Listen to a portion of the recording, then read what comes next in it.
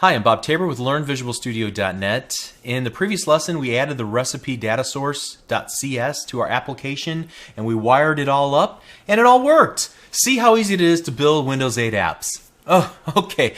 Well, there's quite a bit of work that went on behind the scenes to make this all come together so smoothly. And so to satisfy our curiosity and to prepare us with enough information so that we can create our own data access classes in the future, I want to pick that file apart and really see how it works, what makes it tick. We've got to understand how it works and why. And so I'm going to start by calling your attention to what might at first seem like two completely different ideas, but I want to show you how they're related together. So first of all, you remember we left off at this diagram in the previous lesson, and we saw the inheritance hierarchy. This class inherits from this class, which inherits from bindable base, right? And you know, we never really answered the question, well, what's bindable base do? Why is it there? What action is it performing, or function, or what's been delegated? What responsibilities does it have? All right. Furthermore, let's leave that idea and then go back into our code. And if you take a look at our new recipe data source and we scroll down through it, especially in like the recipe data group, we've seen this observable collection of T. And I think we'll see it used again here in the recipe data source class itself. Here's another observable collection of recipe data group, and so on. We see it's employed a couple of different times here.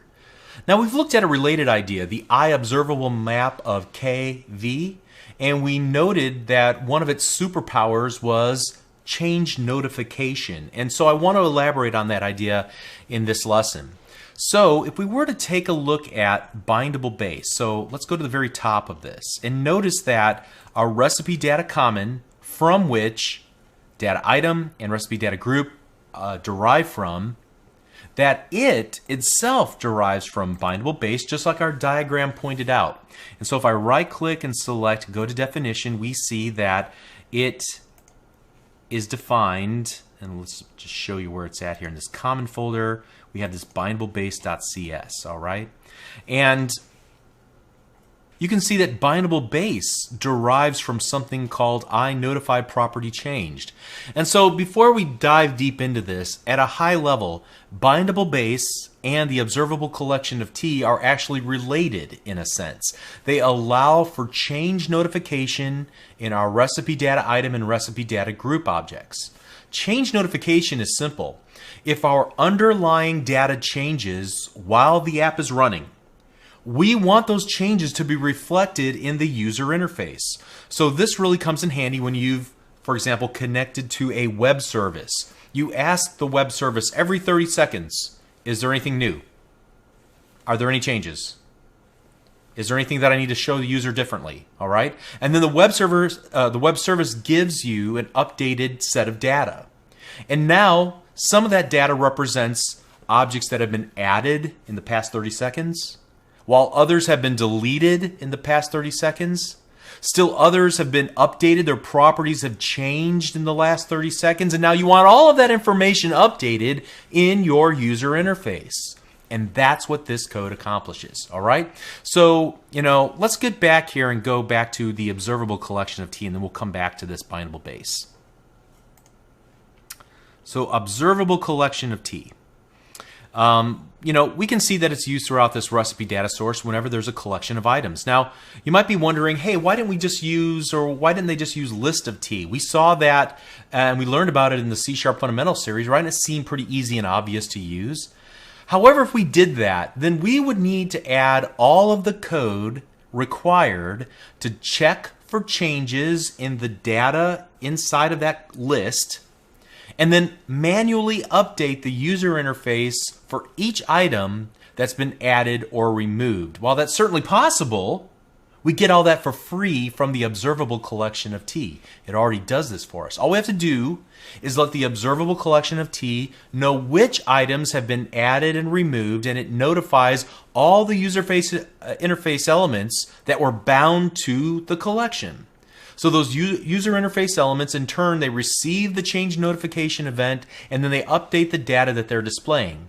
No extra code to write, it just works. All right, so what about changes then to individual objects in the collection? For example, what if a recipe data item's ingredient list were to change while the user has the application open and he's viewing it? Or more likely, what if the rating or the comments for a given recipe were to change? Wouldn't you want those to show up? Wouldn't you want that while the user is watching it to see real-time data and have it displayed in the user interface and updated? Well, in that case, if you're just updating an existing object inside of a collection, then you have to do a little bit more work on your own to raise that change notification event manually and say, hey, I changed. You need to update the user interface to reflect the change in my title property or the change in my ingredients property, for example. And so that's what the bindable base is doing for us, all right? So as you can see, bindable base implements this iNotify property changed. It raises an event called property changed, and that's what this contract enforces. The fact that now this class will raise an event whenever a property changes. And so you can see how it's declared by agreeing to the terms and the conditions of the iNotify property changed contract. This class says, I'm going to send notifications. You can go ahead and bind to me. I promise to let you know when things change, and I'll do so by broadcasting a property changed event, which actually happens like right here, all right? Now, the user interface elements can trust this class and any class that derives from it, like our entire inheritance hierarchy, to follow these rules and offer change notification when one of its attributes, one of its properties change. So much of the bindable base is then making sure that a given property inside any class that inherits from it is actually changing. It guards against the possibility that, for example, set property is called, but the new value is the same as the old value. If that happens, then return false and don't call the onPropertyChanged event, which is declared below. So if this happens, if what the original value of a property and the new value of the property are exactly the same, then it will not fire off the change notification. Why? Nothing's really changed about it, okay? So that's the idea here. And so this set property then is used, if we take a look at our recipe data source, take a look at recipe data item, for example. Every time there is this pattern of a public property and its private field, look at the setter. In every setter, it's calling this set property, set property, set property, okay, on all of its public property setters. And it's passing in a reference to its private member variable as well as the value that it's attempting to set it to. So we're sending in by ref, not by val. And you set by ref whenever you intend to make a change to a value inside of a method. Okay? And so you can see that's what's going on here. Bindable base. Take a look. So we're receiving that reference, and then if storage and the value we want to set it to are not equal, then this code will execute, and the first thing it'll do is it'll set the value of storage equal to the new value that it's attempting to set it to. And then it calls the onPropertyChanged. There's also this interesting little attribute or adornment that is added on to the property name. So this caller member name is new to C# 5.0, and it will basically send in the name of the property that's being set. So in this case, it will send in ingredients. In this case, it would send in directions as the name of the property that's being changed. And why is that? So that it can then be used in this property change event args as it's raised as the event handler. The notification property changed is broadcast, okay, to everybody who binds to it. All right. So then the user interface can say, oh yeah, I know about directions, or I know about ingredients, and that's my job to show it. I guess I better update it. And that's how that works. Okay? All right, so let's continue on from there. I think we've exhausted that thought process. But if you ever get confused, just set a breakpoint here, and then run the code and see how it all works. Just hover your mouse cursor over and see the current values, and then really think, what's this logic attempting to do? All right, and I think that helps a lot, especially when I'm trying to pick something apart and really understand it. All right, so let's get back here to the recipe data source.cs. I'm going to roll this back up. We've talked about the recipe data item and the recipe data group and their inheritance hierarchies. What's left is this recipe data source, okay? And this is where the text from our recipes.txt is loaded into memory and then parsed, and we create instances of the recipe data item and recipe data group. But before we talk about that mechanism, how that's working, what I want to do is take a look at several smaller curious details about the recipe data group and the recipe data items classes. For example, you'll notice this interesting pattern here where we have both the tile image path and the tile image itself. So this is purely a URI, a uniform resource identifier. It's the location for where our images are saved, and it is saved in this property called base URI, which is part of the base class recipe data common. So let's go up to recipe data common and take a look here, and we see this internal static URI base URI equals new URI ms-appx : ///. Okay, so what is this?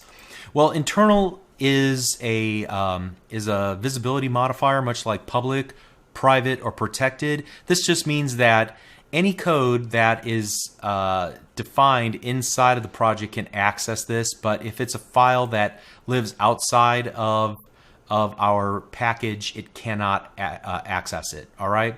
Static, we already know what static means. That means that there's just going to be, there's no instance of this per se. It's just a constant, I guess you could say. All right. We've already talked about what the URI class is. It just represents a location. All right.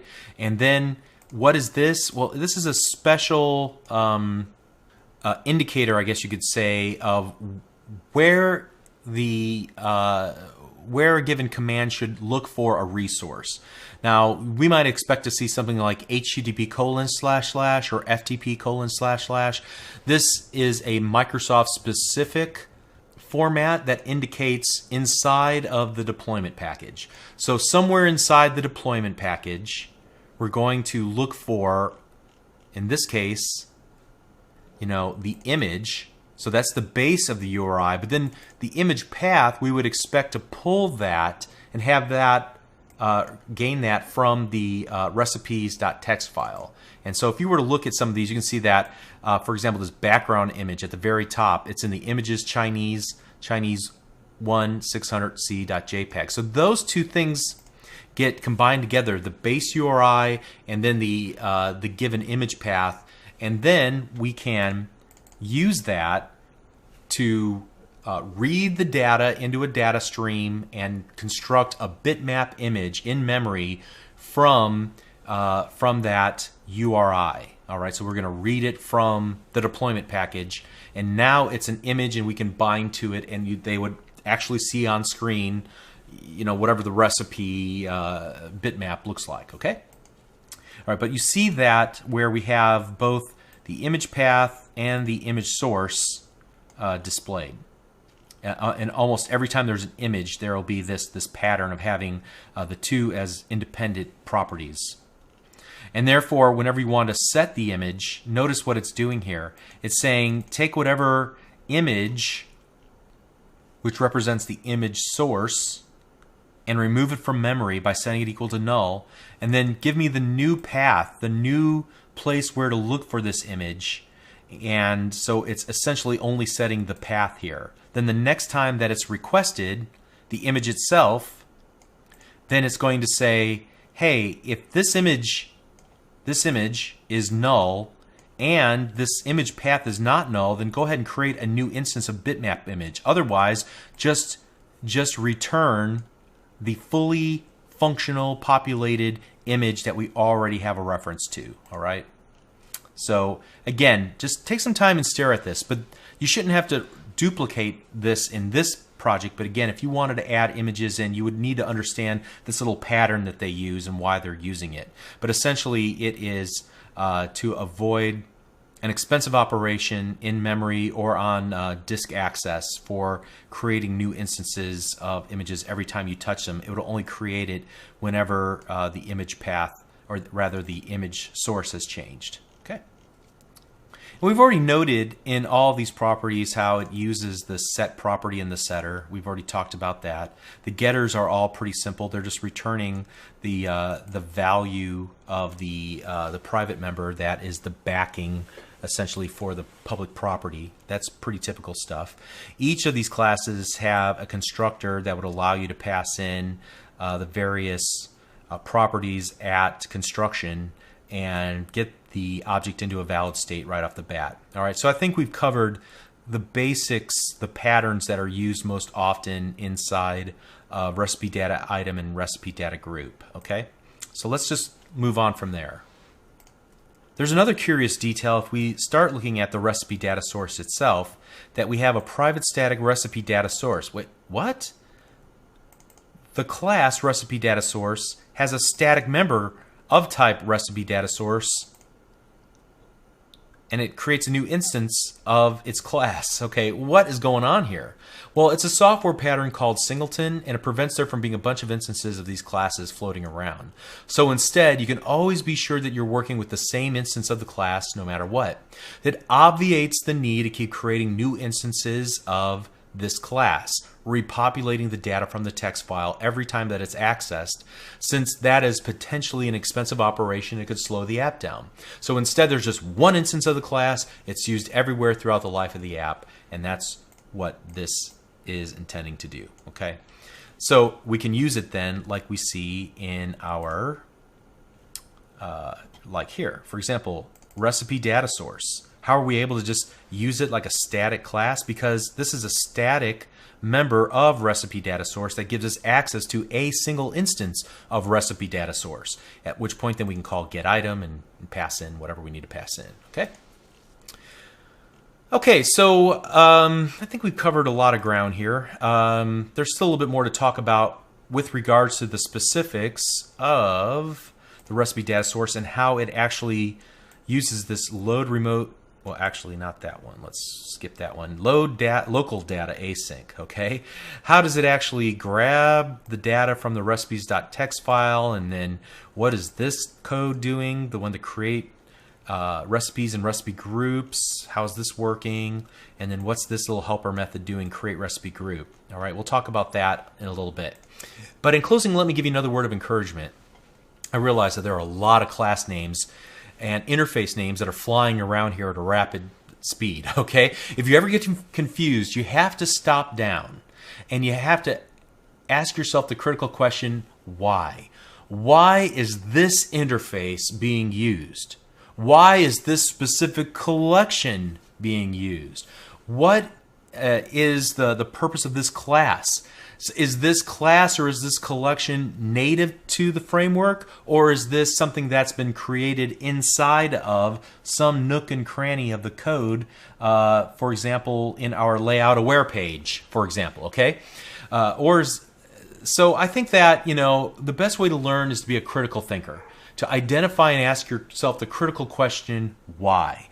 Then you set out to discover the answer, which inevitably leads you to more why questions, and that's a good thing. It keeps you fresh and engaged and growing and excited about the work that you're doing. I know that certainly is the case with me. Okay, so now what we're going to do in the next lesson is we're going to pick apart this recipes.txt file. We're going to talk about this file format, and then we're going to talk about how it's brought into the project and parsed through to create instances of groups in recipes. See you in the next lesson. Thank you.